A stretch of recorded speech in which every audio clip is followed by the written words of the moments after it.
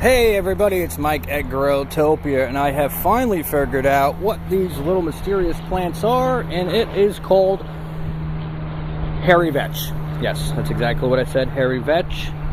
It is a weed controlling plant. You can put it down by seed, if I'm not mistaken. I think that's how I got my Hairy Vetch. And apparently it's very good in the garden.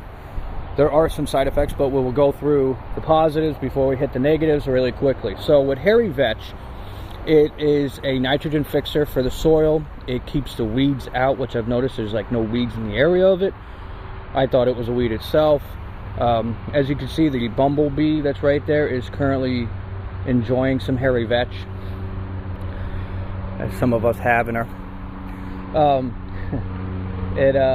it's also very beneficial for your tomatoes. So being this is a tomato section, I'm going to leave it here, and I'll probably collect the seeds from my Hairy Vetch, and I'll spread my Hairy Vetch all over the place.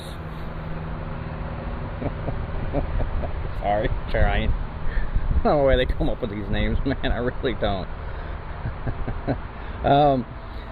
So from what I've read, not only is it a nice nitrogen fixer, it's great. It brings in a lot of pollinators. I've been just seeing this bee just going crazy with the flowers, just sucking all of the nectar out of this Hairy Vetch. And I haven't seen it yet, but I've read where it says it can actually increase your tomato production by 20% or more.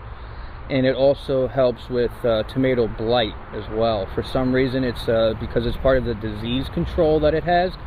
So it keeps your tomatoes getting different types of diseases, such as early blight and spots on the leaves.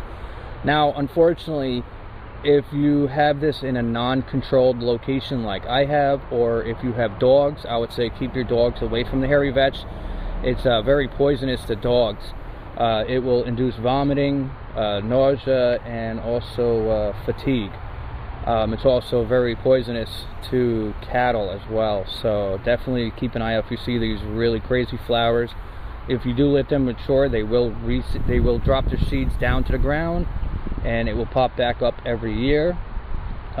Being this is only tomatoes in here, and I don't have any dogs or cattle, and it's in a controlled area, I'm not going to have that kind of an issue as much as everybody else. But if you guys are using an Android, I don't know about iPhones, but I know on an Android, if you take a photo and you go down to your photo section, there'll be a little icon that kind of looks like a camera, and it says lens, and that's Google Lens. And if you get a nice clear photo of it, you can actually look it up, and you can actually figure out where it is, what it is, I'm sorry. And when I look back at my records, I had bought a package of Hairy Vetch, and I kind of spread it out. And this is the only patch I didn't rip up because I didn't know what it was. And it's kind of funny because the leaves kind of almost reminded me of marigolds and a mix of borage, because borage has very similar leaves on it, but they're blue flowers. They're not like these little bells. So anyway, guys, so I got some Hairy Vetch in my garden with my vegetables, and we're going to see if the tomatoes that are in the vicinity of this vetch is going to do more of a yield than the other tomatoes that are not introduced with the Hairy Vetch. And I'm going to try to see if I have any tomatoes that are similar to the other tomatoes I planted, to see if there's a difference. But it says it's a nitrogen fixer of the soil. You can also till it down if you want to for green manure. And that's it. Anyway, guys, this is Mike over here at Growtopia. Like, subscribe, share it with your friends and family. And if you're interested, get yourself some Hairy Vetch. Make your life better. Later.